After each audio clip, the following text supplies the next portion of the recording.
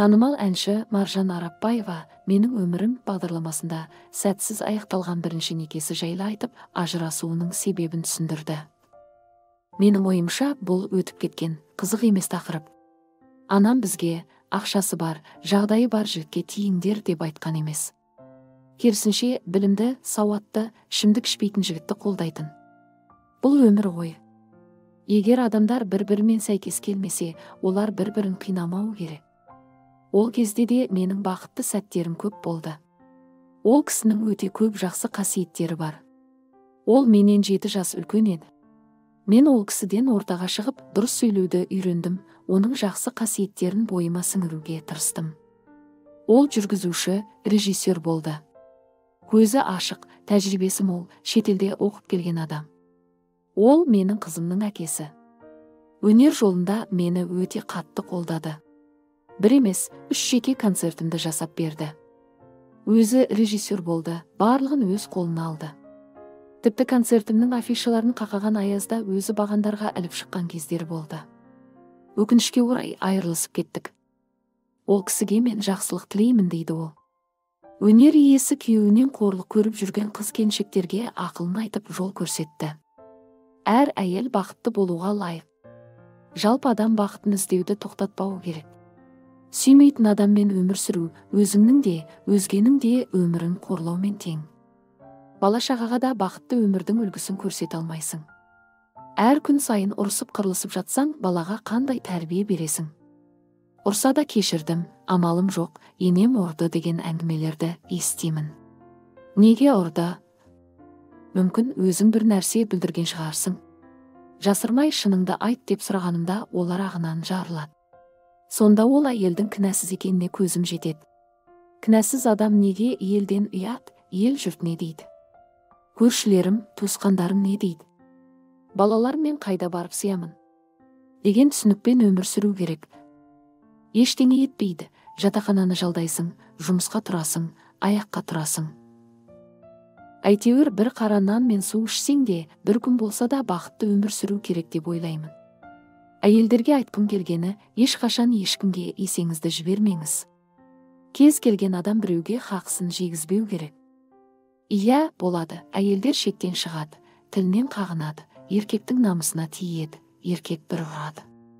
Мен еркекті қорғамаймын, бірақ көп жағдайда әйелдің өзі ушықтырып жібереді дейді Маржан Арапбаева.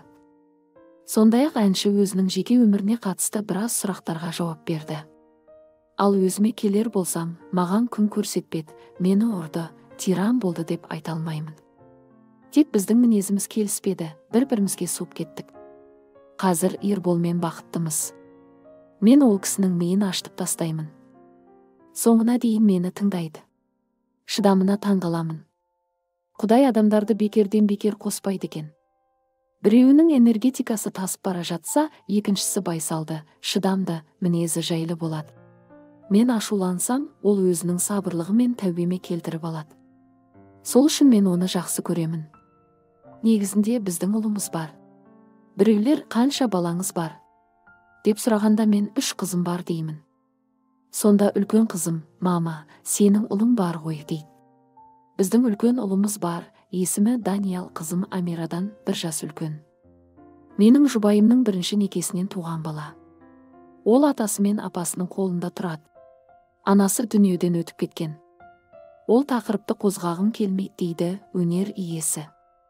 Күйеуім өзімнен 4 жасқа кіші болса да, ой өрісімен өзін ұстай білуі, салмақтылығы мен ақылдылығы әлдеқайда ілгері жігіт. Яғни оның өзімнен кішілігін сезінбеймін. Бастапқыда жасынан сескенген кезім болды. Артынша менен әлдеқайда ақылды екенін бірден түсіндім. Өзінің серік әрі қорғаушы бола білетінін дәлелдеді. Жылдар бойы осылай болып келе жатыр. Мен еш уақытта қартайғым келмейді. Өмірге сән беретін адамның өзі емес пе? Күнделікті күйеуім тамақ ішіп болғанша мен 10 сұрақ қойып үлгеремін. Ол қазір тоқтай тұршы. Тамақ ішіп болған соң жауап беремін деп асықпай отырады. Екеумізді от пен су дей берсеңіздер болады дейді Маржан Арапбаева. Әншінің не себепті өзінен жас жігітке тұрмысқа шыққанын ғылым тілімен психолог маман түсіндіріп берді. Айтуынша бар мәселе Маржан ханымның темпераментінде болып отыр. Яғни ол өзін іштей 24-27 жастағы қыздай сезінеді екен. Адамның паспорттағы биологиялық жасы болады және ішкі жан дүниесінің қалауы болады. Оған тікелей темперамент әсер етеді. Бұл жерде жас мәселесі қарастырылмайды. Маржан ханымның темпераменті өте жоғары, өзі күш-қуаты мол адам. Бұл кісі өзін қабылдай алатын, түсіне алатын адамды таңдайды. Жасы үлкен ер азаматтар сіздің темпераментіңізді көтере алмайды. Таңдаудың да ерекшелігі осы жерде болып отыр. Яғни Маржан ханымның өзінен 4 жас кіші адамды таңдауы заңдылық. Басқаша болуы мүмкін емес. Ал өзінен 15 жас үлкен ер азаматпен көңіл қосса, сый салмауы мүмкін. Маржан ханым жылдам сөйлейді. Ал ер азаматы оның сөздерін кеш түсінеді. Осыдан кейін кішігірім қақтығыстар басталады. Махаббат жасқа қарамайды деген пікірмен толықтай келісемін. Себебі барлығы энергиямен өлшенеді дейді Марал Сарбасқызы. Маржан Арапбаева ешкім білмейтін құпиясын бөлісті. Танымал әншінің 3 қыздың анасы екені бәрімізге белгілі. Екінші рет тұрмыс құрған оның отбасылық жағдайы қазір жақсы. Алайда жұрт әншіге неге жарыңызға ұл туып бермейсіз деп жиі сұрақ қоятын секілді. Осыған орай Маржан Арапбаева көпшіліктен жасырған құпиясымен бөлісіп, күйеуі екеуінің ұлдары бар екенін айтты. Оған қоса әнші екінші жарының тағдыры қаншалықты қиын болғанын жеткізді. Біздің ұлымыз бар. Көбісі сіз 3 қыздың анасысыз ғой, ұл бала қайдан пайда болды деп айтып жатады. Ерекеңнің бірінші некесінен артынан ізін басып келе жатқан ұлы бар. Есімі Даниял, 14 жаста. Бізбен бірге тұрмайды. Ерекеңнің өмірінде ауыр жағдай болған, жұбайынан айырылған дейді Маржан Арапбаева. Әнші туған баласы болмаса да, Даниялды өз баласындай көретін сыңайлы. Ата-енесінің қолында өскен Даниял қазір күйеуінің ұлы емес, інісі сияқты болып кеткен. Осылайша Маржан Арапбаева ағынан жарылып, ішіндегіні жайып салды. Сол сәтте Ерекеңде өмір мен өлімнің арасында жансақтау бөлімінде жатқан кезде баланы ата-анасы алып, кішкентай кезінен тәрбиеледі. Немере емес, ұлдары сияқты. Сол себепті Даниял Ерболдың ата-анасымен бірге тұрады дейді Маржан Арапбаева. Маржан Арапбаева бірінші некесі жайлы жан сырын ақтарды. Айтуынша, әншінің бұрынғы күйеуі туған қызымен хабарласпай, оны іздеуді қойған. Шоу-бизнес жұлдызының үлкен қызы алғашқы некесінде туған. Алайда бүгінде ол туған әкесінен гөрі анасының екінші жолдасының махаббатын көбірек сезінуде. Арапбаеваның сөзінше бірінші күйеуі қызымен байланысын үзген. Үлкен қызымның әкесі бөлек. Ол кісі баласының өміріне мүлдем ешқандай көмек көрсетіп атсалыспайды. Хабарласпайды, іздемейді, сұрамайды. Жоқ, мен ондай бөгет жасап, алдына кедергі болған емеспін. Қызым әрине көргісі келеді. Оған өзі хабарласып, іздеген күндер де болды. Мүмкін қыздың жүрегін ауыртпай-ақ қояйын, өзім де уайымдаймын ғой деп арақашықтық сақтағысы келетін болар. Ол жағын мен кішкене түсінбедім деп ағынан жарылды әнші. Маржан күйеуімен ажырасқаннан кейін бастапқыда қызы мен әкесі жиі кездесіп тұрғанын айтты. Оған қоса Арапбаеваның бұрынғы жолдасы ешқандай алимент төлемейтін болып шықты.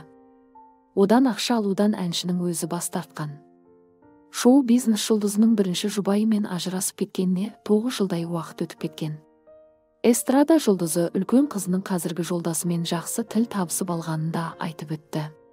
Ол әйел заты үшін үлкен бақыт қой. Екінші рет тұрмыс құрып жатырсың. Тұңғышымды қоя тұршы деп өгейшілігін білдіріп жатса, ондай адаммен тұрмас едім. Себебі мен үшін бірінші мәселе балаларымның көңілі. Мен өз бақытын ғана ойлайтын аналар қатарында емеспін. Сондықтан Ерекеңе көңіл аударған бірден бір себебім оның қарым қатынасы деді өнер иесі.